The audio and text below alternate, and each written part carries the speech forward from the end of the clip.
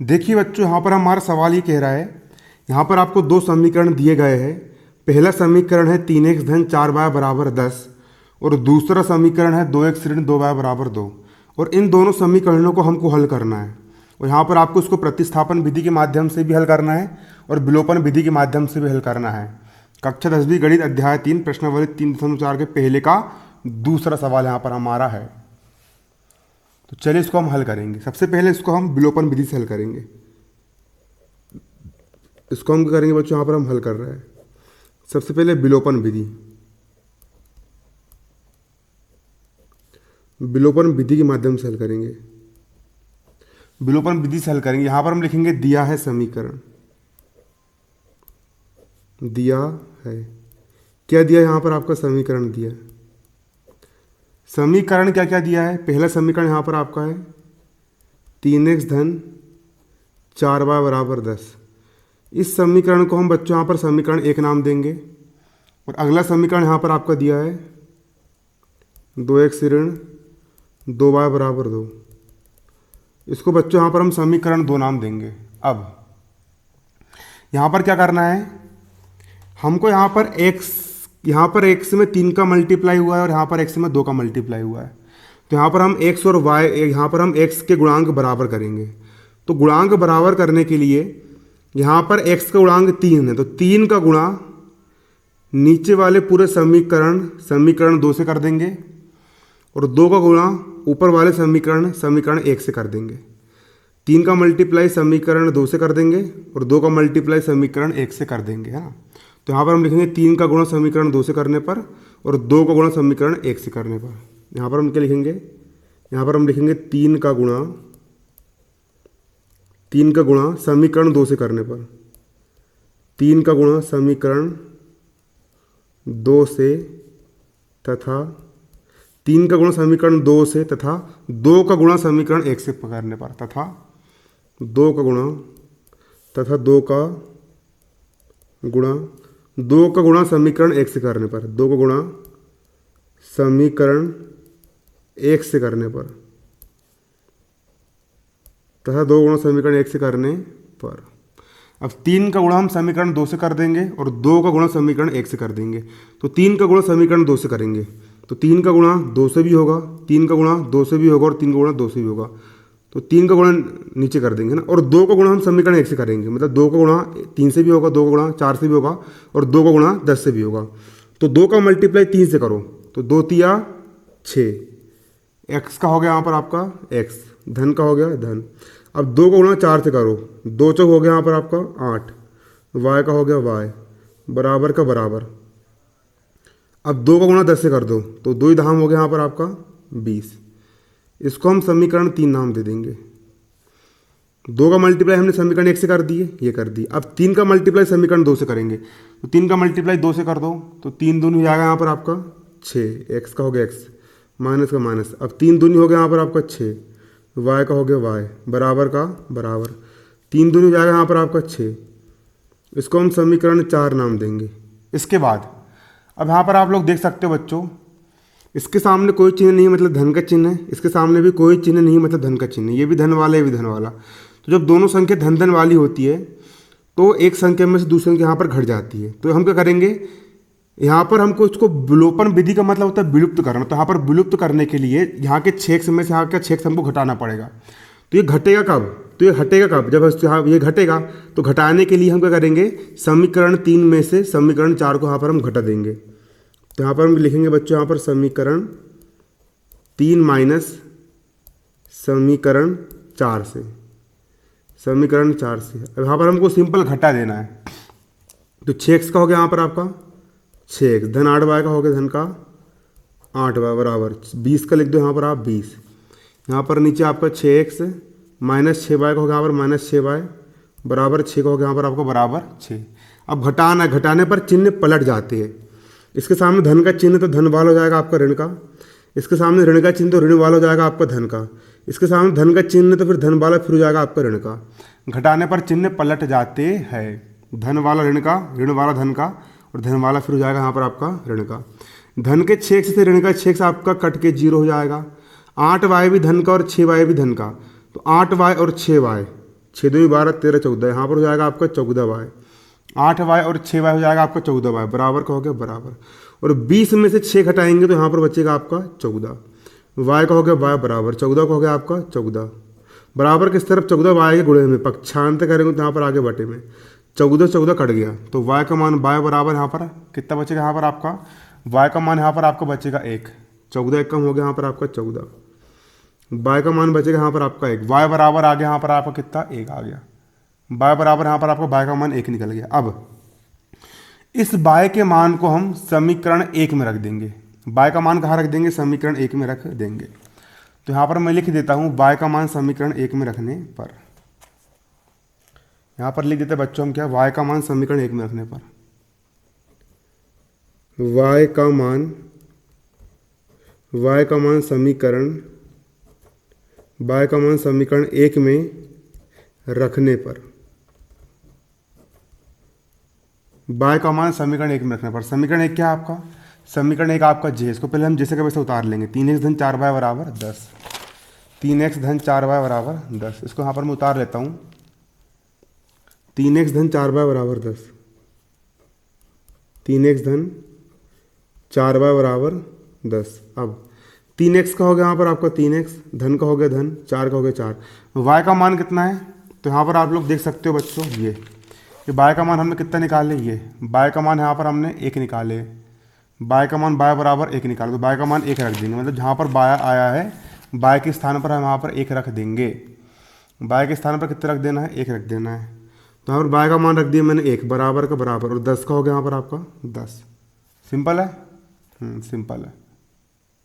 अब आगे हल कर लेंगे, 3x का हो गया यहाँ पर आपका 3x, धन का हो गया धन, 4 गुणा 1, 4 एक कम हो गया आपका 4, बराबर का बराबर, और 10 का हो गया 10, 3x का हो गया 3x, बराबर का हो गया बराबर, 10 का हो गया 10, बराबर किस तरफ 4 धन का है, उसको उस तरफ पक्षांतर कर देंगे तो 4 हो जाएगा आपका ऋण का।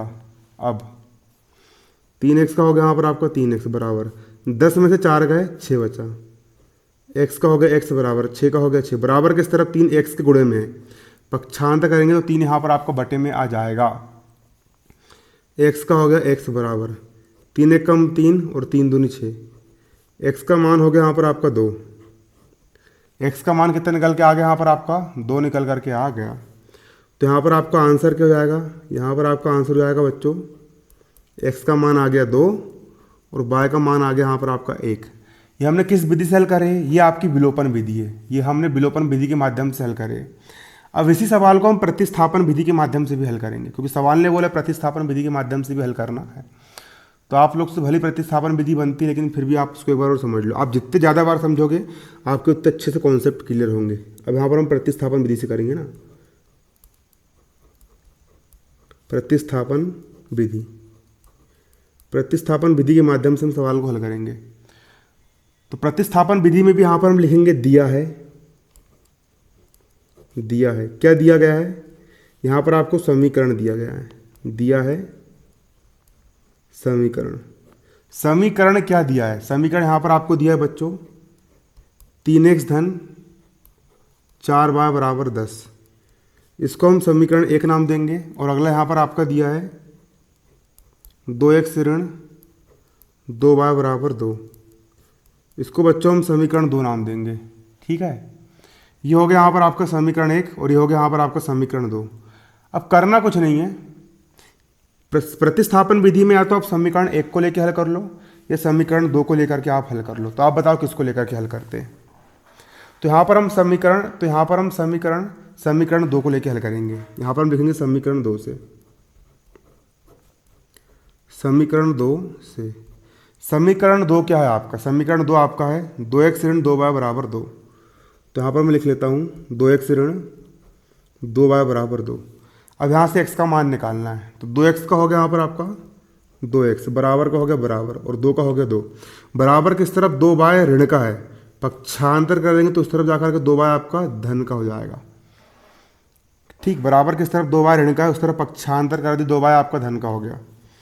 अब x का हो गया यहाँ पर आपका x, बराबर का बराबर, 2 का हो गया 2 धन, 2y का हो गया 2y, बराबर किस तरफ 2x के गुणे में है, पक्षांतर करेंगे तो 2 यहाँ पर आपका बटे में आ गया, 2 काय में आ गया, बटे में आ गया। इसको हम समीकरण 3 नाम देंगे। अब समीकरण 2 को हमने हल करे तो x का मान निकाल लिए। अब x के मान को समीकरण 1 में रख देंगे। x के मान को कहाँ रख देंगे, समीकरण 1 में रख देंगे। यहाँ पर हम लिखेंगे x का मान समीकरण 1 में रखने पर, x का मान समीकरण 1 में रखने पर, x का मान समीकरण 1 में रखने पर, समीकरण 1 क्या है आपका, समीकरण 1 आपका है 3x धन 4y बराबर 10।